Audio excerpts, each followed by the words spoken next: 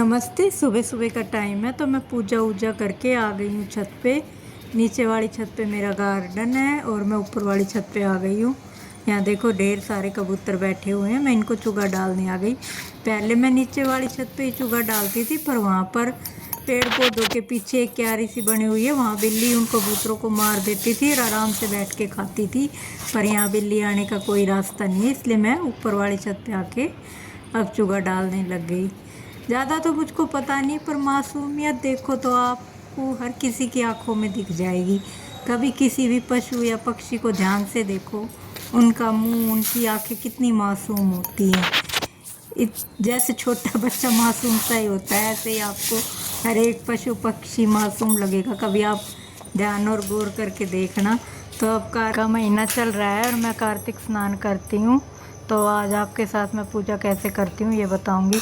कार्तिक के मास में हमें पूजा ज़रूर करनी चाहिए। सुबह सुबह जल्दी उठ के नहा लेना चाहिए।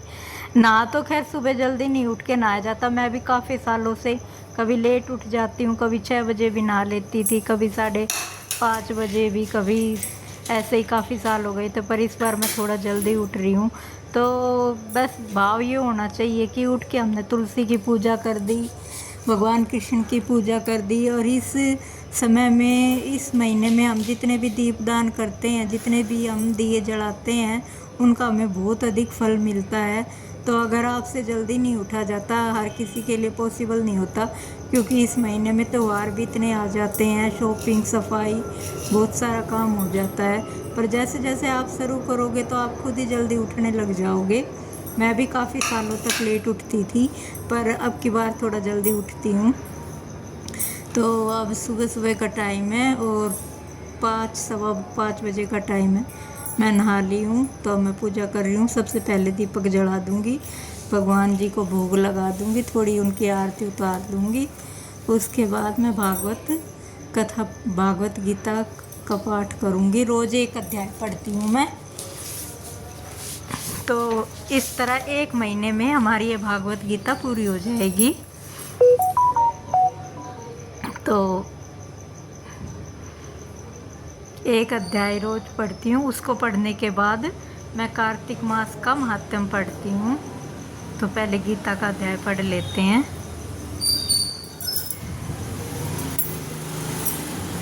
और आप जब भी कोई भी पढ़ो, चाहे भागवत गीता पढ़ो या और भी कोई किताब पढ़ो, तो एक पेन ज़रूर साथ रखा करो, क्योंकि उनमें ऐसी ऐसी बहुत सी बातें आती हैं जो हमको याद नहीं रहती। पर जब हम उनको पेन से टिक कर देते हैं तो हम उन्हें कभी फिर दोबारा पढ़ सकते हैं या किसी अलग कॉपी में लिख भी सकते हैं। तो मैं तो उनको अलग लिख लेती हूँ, उन पॉइंटों को जो जो मुझको अच्छे लगते हैं, क्योंकि पढ़ने के बाद हमारे को ध्यान नहीं रहते। जब हम पेन से निशान लगा देते हैं तो हमको ध्यान आ जाते हैं। उसके बाद मैं महात्म्य पढ़ने लग गई कार्तिक मास का। इसमें पूरे कार्तिक मास का महात्म्य है, इसका भी अध्याय है। आप रोज़ का एक अध्याय पढ़ सकते हो। और ये दोनों किताबें पढ़ने के बाद तुलसी जी की आरती करेंगे।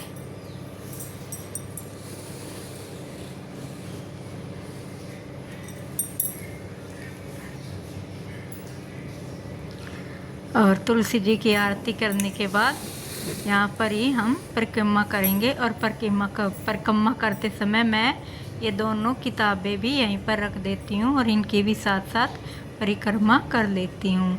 तो आप परिक्रमा आप अपने हिसाब से कर सकते हैं, कितनी भी बार, 51 बार, 101 बार या उससे ज़्यादा बार, जितनी भी बार आपसे हो सके। तो मैं कर लेती हूँ 101 बार रोज़ तुलसी की परिक्रमा कर लेती हूँ मैं।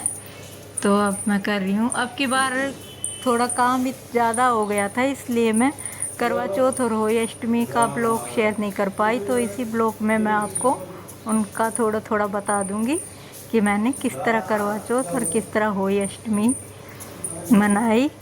तो पूजा करने के बाद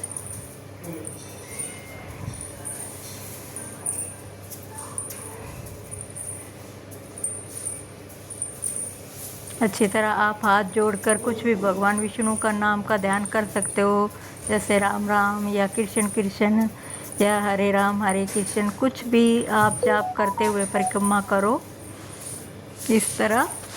मन मन में बोलते जाओ ना और चारों तरफ चक्कर लगाते जाओ, तो अच्छा रहता है ये। जैसे दूर दूर की परिक्रमा तो हमसे नहीं की जाती। भगवान गणेश ने भी अपने माता पिता की परिक्रमा करके कह दिया था कि पूरे संसार की परिक्रमा कर ली हमने। तो मन में भाव यही रखना चाहिए कि आप जिस भी चीज़ की सोचो कि भाई मैं गिरिराज जी की कर रही हूँ या किसी भी चीज़ की परिक्रमा कर रही हूँ, तो भगवान आप मेरी इसको सफल मानना। तो मैं रोज़ 101 बार चक्कर लगाती हूँ इनके चारों तरफ। पर आपको किसी भी भगवान का जो भी आपको नाम अच्छा लगे, भगवान विष्णु का, कृष्ण हो, राम हो या राम कृष्ण दोनों ही हो, इस तरह नाम जप जरूर करते रहना चाहिए। उसके बाद फिर हम अच्छी तरह से हाथ जोड़ लेंगे और तुलसी जी में और पथवारी में जल अर्पित कर देंगे।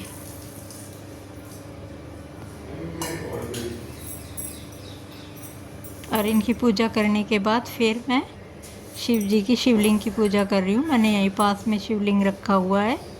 उसके बाद मैं शिवलिंग की पूजा कर रही हूँ और शिवलिंग की पूजा करके फिर मैं सूर्य देवता को जल अर्पण करती हूँ। इस तरह होती है मेरी सुबह सुबह पूजा। पहले मंदिर में माँ दुर्गा की पूजा, सभी भगवानों की पूजा करती हूँ, फिर तुलसी जी की पूजा करती हूँ, फिर शिवलिंग की पूजा करती हूँ, उसके बाद सूर्य देव को जल अर्पण करती हूँ। तो कार्तिक मास में इस मेरा रूटीन बना हुआ है। फिर करवा चौथ वाले दिन मैं हो गई थी तैयार और उसके बाद मैं सुन रही हूँ कहानी। हम मम्मी मेरे को कहानी सुना रही है, तो मम्मी बोली बेड पे ही बैठ जा, साड़ी पहन के नीचे नहीं बैठा जाएगा। तो मैंने ऊपर बेड पे ही बैठ के कहानी सुन ली, यहीं पर अपनी थाली सजा ली है।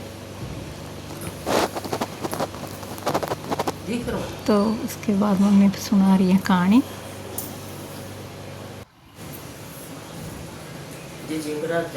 हमारे यहाँ दोपहर में भी पूजा होती है। दोपहर में पूजा करने के बाद निर्जला व्रत नहीं रखती हूँ मैं। दोपहर में पूजा करने के बाद जैसे चाय वगैरह पी लेती हूँ, थोड़ा पानी पीना होता है तो पी लेती हूँ मैं। वैसे आजकल तो निर्जला व्रत रखते हैं, पर मैं नहीं रखती। मैंने शुरू से ऐसे ही किया है, बीच में उसके बाद मैंने कोई बदलाव नहीं किया। जैसा शुरू से करती आ रही थी वैसा ही किया है।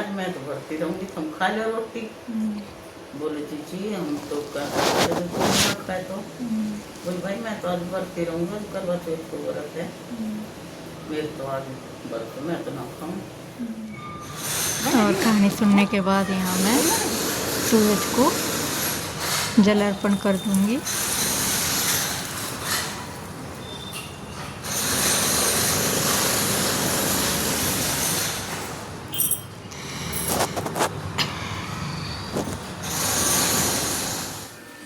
और होली अष्टमी के दिन भी ऐसे ही होता है कि दोपहर में ही हमारी पूजा होती है। तो अब मैं होली अष्टमी की पूजा कर रही हूँ। इसमें भी मम्मी मेरे को कहानी सुनाती है। बस इसमें एक कथा सुनते हैं होली अष्टमी की में और व्रत हमारा ख़त्म हो जाता है।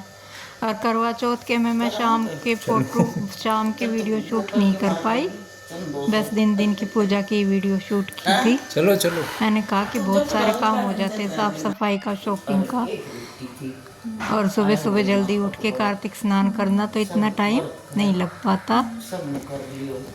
तो यहाँ मैं अब होली अष्टमी की कथा सुन रही हूँ।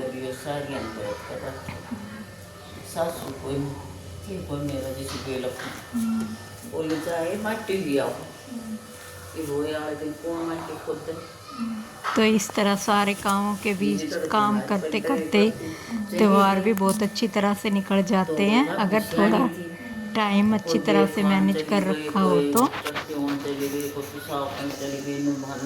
मैंने कोई हेल्पर वगैरह भी नहीं लगा रखी, मैं खुद ही अपना सारा काम संभाल लेती हूँ। ऊपर गार्डन का भी, घर का भी, सफाई का भी। तो यहाँ मम्मी अब सूरज को जल दे रही है। मेरे को थोड़ी दिक्कत हो गई थी।